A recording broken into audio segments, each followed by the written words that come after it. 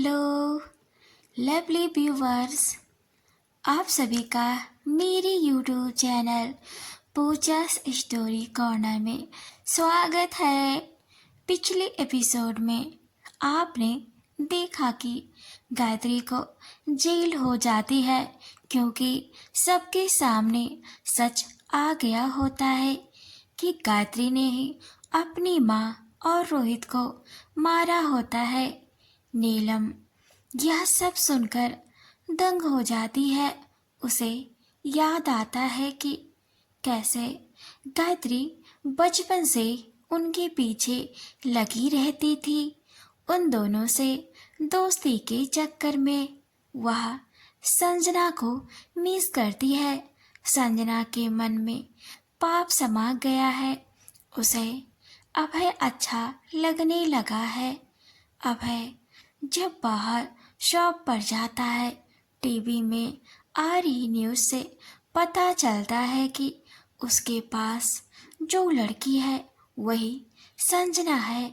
उसे यह भी पता चलता है कि संजना प्रेग्नेंट भी है। संजना को यह खबर बताने के लिए अपने घर वापस लौट के आता है। नोवेल में आगे बढ़ने से पहले एक ज़रूरी सूचना। अगर आप मेरे वीडियो पर पहली बार आए हैं तो आप मेरे इस यूट्यूब चैनल पूजा स्टोरी कॉर्नर को सब्सक्राइब, लाइक, कमेंट, शेयर ज़रूर करें ताकि इसके लास्ट पार्ट तक बने रहें। तो बढ़ते हैं बिना देरी के अपनी novels cruel boss and cute innocent girl की ओर। तो नॉवेल में आगे सुनते हैं। अभय बताता है कि तुम्हारी प्रिंसिपल को मारने वाली और रोहित को मारने वाली कोई और नहीं, गायत्री ही है। गायत्री ने अपनी माँ को मार डाला और तुम्हें घर से बेघर कर दिया। उसका प्लान ही था। संजना अपने आंखों से आंसू पोंछते हुए बोलती है, कोई बात नहीं, वो सब अपना देख लेंगे, पर मुझे अब वहाँ पर लौट कर नहीं जाना है। अब अभय बोलता है, पर क्यों नहीं? अब तो सारी दुनिया को पता चल गया है और तुम प्रेग्नेंट हो। मुझे न्यूज़ में ही पता चला। संजना बताती है, हाँ अब पता चल चुका है। अभय बोलता है कि अब बात पूरी दुनिया को पता चल चुकी है। अब तुम्हें घर चले जाना चाहिए। रोहित के माता पिता तुम्हें अपना लेंगे। तुम्हारे पिता भी तुम्हें कुछ भी नहीं बोलेंगे। तुम अपने घर जाओ। पर संजना बोलती है कि मुझे उस घर में फिर नहीं जाना, मुझे बस तुम्हारे साथ रहना है।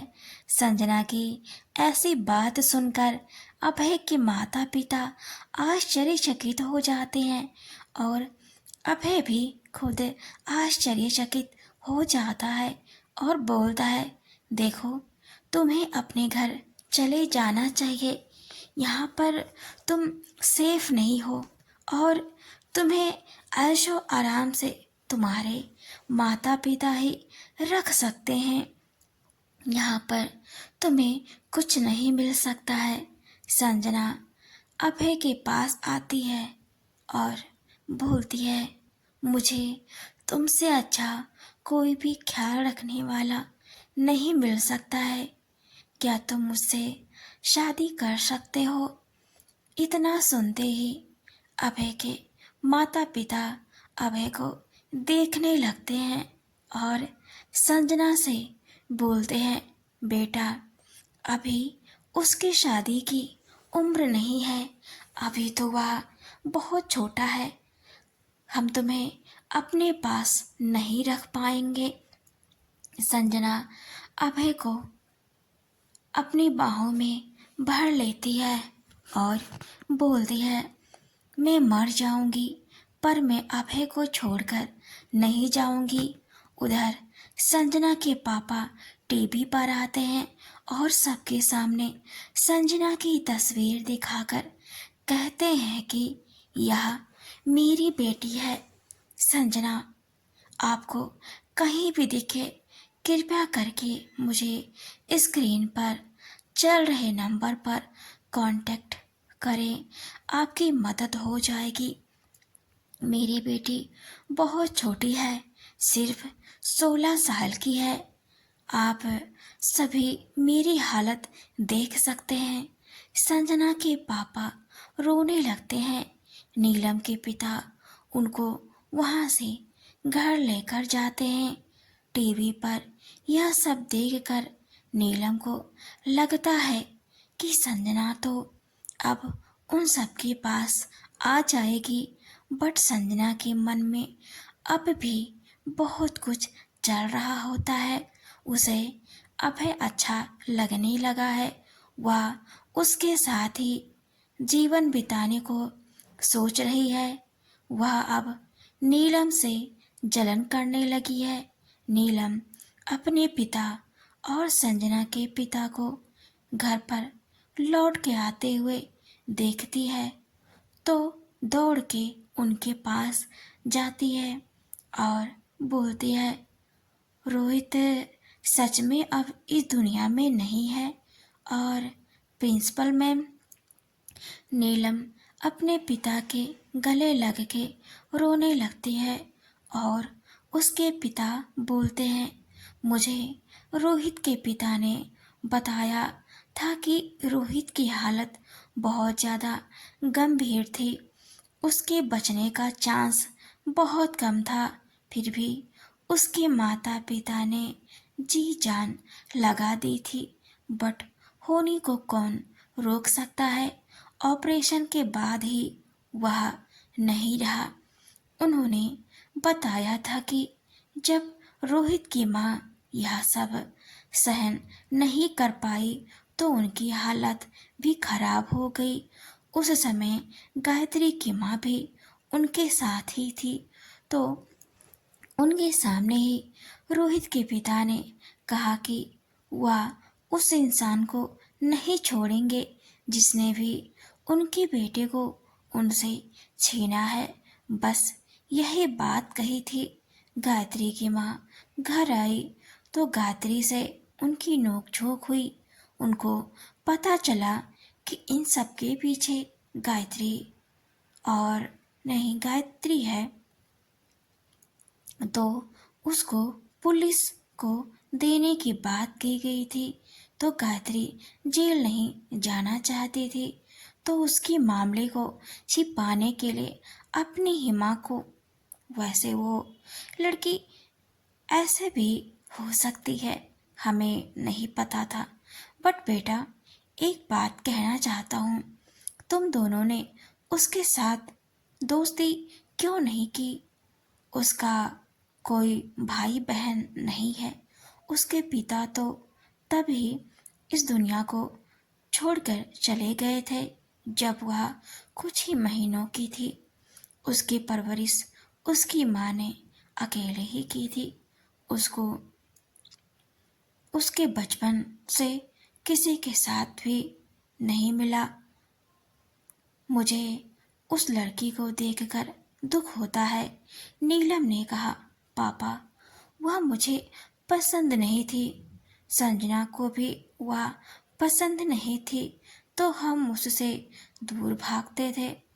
वह हमेशा अकेली ही रहती थी और हम दोनों से चिपकने की कोशिश करती रहती थी। आप ही देख लो उसने क्या किया। क्या पता उससे पहले ही हमारा खेल खत्म कर देती हो। संजना के पिता ने कहा, बेटा, कोई भी इंसान बुरा नहीं होता है। एक लड़की जो हमेशा अकेली रही हो, उसके पास दोस्त ही नहीं थे, तुमसे दोस्ती करना चाहती थी। अगर तुम दोनों उसे अपनी दोस्त बना लेते तो आज वह लड़की ऐसा कुछ भी नहीं करती। उसके अंदर तुम दोनों को लेकर गुस्सा भर गया था। उससे गुनाह पर गुनाह होते चले गए। बेटा, तुम्हारी दोस्ती उसे अच्छे रास्ते पर ले जाती और आज तुम सब एक साथ होते और कितने ज़्यादा खुश होते। संजना को यह सब समझ में आने लगता है और बोलती है, पापा, तो क्या गायत्री को फांसी हो जाएगी? नीलम के पिता बोलते हैं, पता नहीं बेटा, बट उसने जो किया है शायद उसकी जिंदगी अब पहले जैसी नहीं हो सकती है। बेटा, आखिर में तुम दोनों ने उसकी दोस्ती तब मानी जब तुम दोनों फंस गई। वह तुम दोनों को आज से ही नहीं, हमेशा से प्रोटेक्ट करती थी। खैर, तुम दोनों की भी अपनी चॉइस थी कि तुम दोनों किसे चुनते हो, बट अपने लिए कि हमारी इसमें भलाई है या इससे मुझे प्रॉफिट मिल रहा है, ये सब देखकर कभी भी दोस्ती मत करना, नहीं तो उनका भी नतीजा ऐसा ही होता है। उधर रोहित की माँ बोलती है रोहित के पिताजी से कि संजना को हमें खुद ढूंढना चाहिए। उसके पेट में रोहित का बच्चा पल रहा है। अगर उसे कुछ हो गया तो हम रोहित की आखिरी निशानी को भी खो बैठेंगे। रोहित के पिता हमें सिर हिला देते हैं।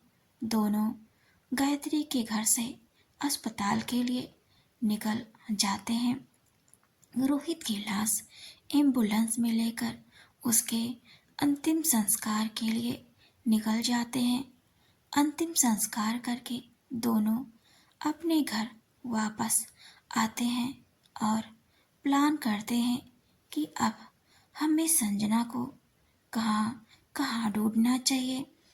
रोहित के पिता एक न्यूज़ रिपोर्टर के पास कॉल करते हैं और उससे बोलते हैं कि संजना को ढूंढकर देने का इनाम की रकम थोड़ा बढ़ा दीजिए और कुछ लोगों को प्राइवेट लगा दीजिए।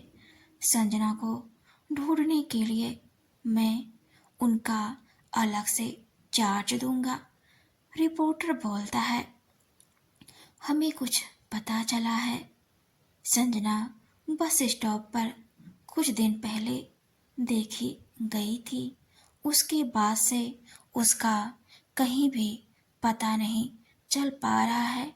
बस स्टॉप पर एक भीख मांगने वाली बच्ची ने उसे देखा था और बताया कि यह दीदी को मैंने बस स्टॉप पर उसके ही पास सोते हुए देखा था।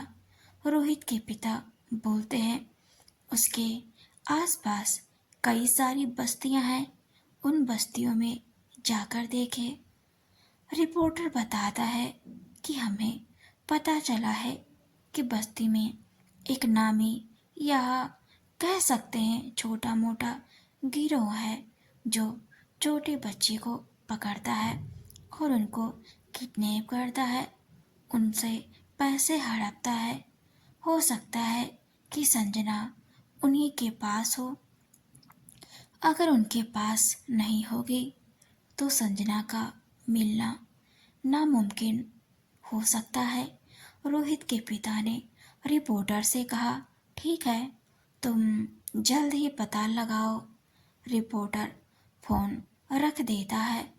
रोहित के पिता रोहित की माँ से बोलते हैं कि हम कल हम बस्ती की ओर चलेंगे और हमें किसी से मिलना है और हमें उससे पता चलेगा कि संजना उसके पास है या नहीं। अगर उसके पास नहीं मिली तो संजना को भूल जाना और हमारे पोते को भी रोहित की माँ रोने लगती है। रोहित के पिता उसे गले लगा लेते हैं और बोलते हैं, जो ऊपर वाले की मर्जी वही हमारी मर्जी। आपको मेरी नॉवेल कैसी लगी मुझे कमेंट में ज़रूर बताएं। आगे नॉवेल में हम देखेंगे कि क्या होगा। आगे क्या अभय संजना को अपना लेगा? उसके माता पिता क्या संजना को अपना लेंगे? क्या उन्हें संजना मिल जाएगी या नहीं? नीलम अब क्या करेगी? क्या वह अभय से दोबारा मिलेगी या उसकी लव स्टोरी खत्म हो जाएगी? तो देखते हैं नेक्स्ट एपिसोड में। तो बने रहें पूजा's स्टोरी कॉर्नर में। Thanks for watching and keep supporting. So everyone, ये पार्ट इनके बचपन की जो भी थी ये ख़त्म होने वाली है। तो इसके बाद एक नई स्टोरी स्टार्ट होगी इनके बड़े होने की। तो देखेंगे नेक्स्ट एपिसोड में। तब तक बने रहें। प्लीज़ लाइक कमेंट सब्सक्राइब करना मत भूलें। मुझे सपोर्ट करें, आपकी बहुत ज़रूरत है मुझे। Thanks for watching.